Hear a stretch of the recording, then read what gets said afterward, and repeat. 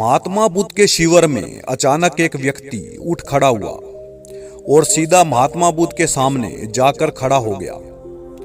महात्मा बुद्ध उसके मन की मंशा को जान चुके थे कि यह व्यक्ति मेरे से अपने सवालों के जवाब चाहता है। महात्मा बुद्ध बोले, बेहिचक होकर अपने सवालों के जवाब मेरे से पूछ सकते हो। मैं यथासंभव उनके उत्तर दूंगा, क्योंकि तुम्हारे माथे को देखकर ही मुझे लगता है कि तुम बड़े मेधावी हो। इस शिविर में मैं तुम्हारा अभिनंदन करता हूं। पूछो, क्या पूछना चाहते हो? उस व्यक्ति ने सबसे पहले महात्मा बुद्ध को नमस्कार किया और हाथ जोड़कर बोला, महात्मा, मैं कई दिन से आपके उपदेशों को सुन रहा हूं कि झूठ के सिर पैर नहीं होते। झूठ तो झूठ होता है, परंतु यहाँ महात्मा मैं आपसे सहमत नहीं हूं। मैं अपने प्रश्नों के उत्तर चाहता हूं। महात्मा बुद्ध मुस्कुराकर बोले, अपने प्रश्न मेरे सामने कहो। तब वह व्यक्ति बोला, महात्मा, झूठ जो सत्य जैसा प्रतीत हो, क्या वो झूठ है? जैसे हम यहाँ 4 आदमी खड़े हैं, एक व्यक्ति भागता हुआ हमारे पास आता है और कहता है कि साथ वाले गांव में 2 गुटों में भयंकर लड़ाई हो गई है।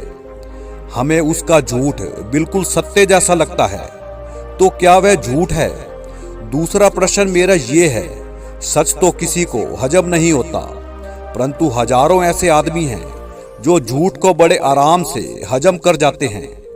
महात्मा बुद्ध मन मन मुस्कुराने लगे। तब वह व्यक्ति बोला, माना कोई व्यक्ति ज्यादा सुंदर नहीं है, अगर हम उसको ये कहें कि तुम करूप हो, तो ये सत्य वह हजम नहीं करेगा।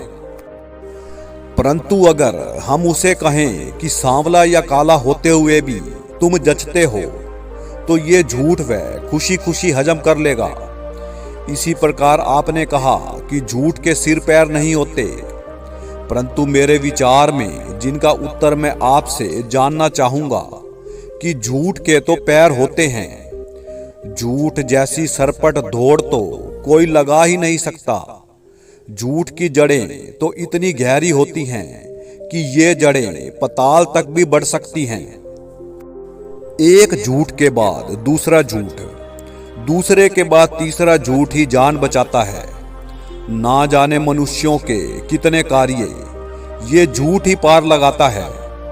इसके साथ ही महात्मा मैं इस बात का भी उत्तर चाहता हूं कि सच बोलने वाला हमेशा घमंडी देखा गया है, परंतु झूठ बोलने वाला हमेशा नरम होता है। पक्का झूठ बोलने वाले व्यक्ति अपने चेहरे पर झूठ बोलते समय शिकन तक नहीं आने देता कि वह झूठ बोल रहा है और लोगों को आश्चर्य में डाल देता है। लोग उसे सच्चा ही समझते हैं। मुझे इन प्रश्नों के उत्तर चाहिए। ये कहकर वह व्यक्ति हाथ जोड़कर खामोश अपनी जगह बैठ गया। महात्मा बुद्ध खुद उसके द्वारा पूछे गए प्रश्नों से बड़े प्रभावित थे। इसका उत्तर महात्मा बुद्ध ने पूरे शिविर को एक कथा सुनाकर दिया कि एक लड़की की शादी ऐसे परिवार में हो गई जिनका पुश्तैनी धंधा मछली पकड़ने का था। जब लड़की ब्याह कर उस मछली पकड़ने का धंधा करने वाले परिवार में आई, तो उसे मछलियों में से आती महक रास नहीं आई। सैकड़ों टोकरी मछली वह परिवार हर रोज पकड़कर बेचता था।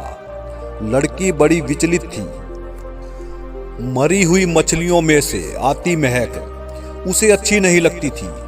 वह सोचती थी कि ये परिवार साफ सफाई में ध्यान नहीं देता, इसलिए मछलियों की महक आती है।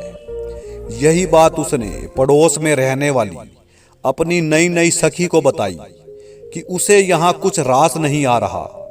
वह वापिस अपने माता पिता के पास जाने का मन बना रही है।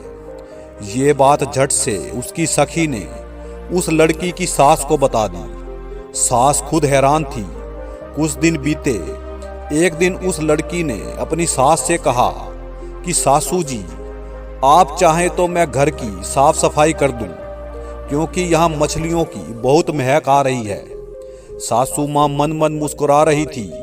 वह जानती थी कि मरी मछलियों की महक आना स्वाभाविक है, परंतु सासू माँ साफ झूठ बोलते हुए बोली कि ये सारी टोकरियां इधर से उधर करके सफाई कर दो। सासू माँ ने ये झूठ अपनी बहू रानी को हजम करवा दिया था। बहू ने वैसा ही किया, टोकरियां इधर से उधर करके अच्छी तरह सफाई कर दी, परंतु महक कम नहीं हुई। तो बहू रानी बोली, सासू जी महक तो कम नहीं हुई। तो सासू शांत चेहरे से बोली, कुछ दिन सफाई करती रहो, महक समाप्त हो जाएगी। सासू माँ ने शांत रहते हुए ये झूठ भी बहू रानी को हजम करवा दिया था। अब बहू रानी का रोजाना का काम हो गया कि टोकरियां इधर से उधर रखकर अच्छे से सफाई करनी ही है। थोड़े ही दिनों में मछलियों की महक ने बहू रानी की सांसों पर अधिकार कर लिया।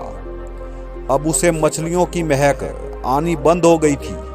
मछलियों की महक अब उसकी सांसों और दिमाग में बस चुकी थी। बहू पूरे जोश से अपनी सास से बोली कि उसने घर की सफाई करके मछलियों की महक दूर कर दी है। सासू माँ मुस्कुरा कर रह गई। सासू माँ के चेहरे पर मुस्कुराहट देखकर बहू रानी बड़ी खुश थी, परंतु उसे क्या पता था कि ये मुस्कुराहट भी झूठी थी। बहू रानी समझ रही थी कि सासू माँ उसके काम से खुश थी। वास्तव में सास ने शांत रहते, मुस्कुराते हुए, झूठ पर झूठ बोलते हुए बहू को आश्चर्य में डाल दिया था। बहू रानी खुशी से सास की गोदी में सिर रखे हुए थी। ये उसी झूठ का चमत्कार था, परंतु सास के चेहरे से ऐसा नहीं लगता था कि उसने सभी कुछ झूठ ही तो बोला था। ऐसा झूठ कि बहू को एहसास तक नहीं हुआ, क्योंकि धीरे धीरे बहू को मछलियों की महक आनी बंद हो गई थी। महात्मा बुद्ध बोले कि झूठे विचारों की खुशबू जब व्यक्ति के दिमाग पर सवार हो जाती है, झूठ की महक उसकी सांसों में समा जाती है। फिर उसे ये पता नहीं चलता कि वह झूठ क्यों बोल रहा है। वह झूठ पर झूठ बोलता चला जाता है। ठीक उसी तरह जैसे मछलियों की महक ने उस युवती की सांसों को अधिकार में ले लिया और उसे मरी मछलियों की महक तक आनी बंद हो गई थी, और उसने अपनी सासू माँ को बताया कि उसकी सफाई के परिणाम स्वरूप मछलियों की महक बंद हुई है। इसी प्रकार झूठ बोलने वाला जब झूठ बोलने में माहिर हो जाता है तो उसे झूठ बोलना भी सत्य बोलने जैसा लगता है। वह अपने विवेक से काम नहीं लेता, जैसा कि बहू रानी के साथ हुआ। अगर वह विवेक से काम लेती तो उसे फौरन पता चल जाता कि मरी मछलियों से महक आना स्वाभाविक है। महात्मा बुद्ध बोले कि इसी प्रकार अच्छे विचार जब आदमी की सांसों में समा जाते हैं तो वह ज्ञान प्राप्ति और विवेक से काम लेता है। अच्छे और बुरे विचारों की चाल एक ही होती है, दोनों व्यक्ति के दिमाग में सरपट दौड़ लगाते हैं। अगर आदमी अच्छे विचारों को अपनाता है तो अच्छे विचार ही उसके दिमाग में आते रहते हैं। इसी प्रकार अगर वह बुरे विचारों को सांसों में समाता है तो बुरे विचार लगातार उसके दिमाग में आते रहते हैं, और एक दिन वह व्यक्ति परमात्मा को अपने से नाराज कर लेता है।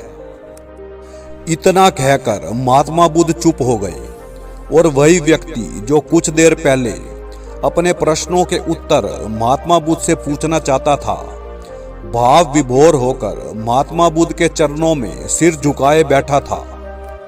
आपको ये कहानी कैसी लगी कमेंट में लिखकर अवश्य बताएं। धन्यवाद।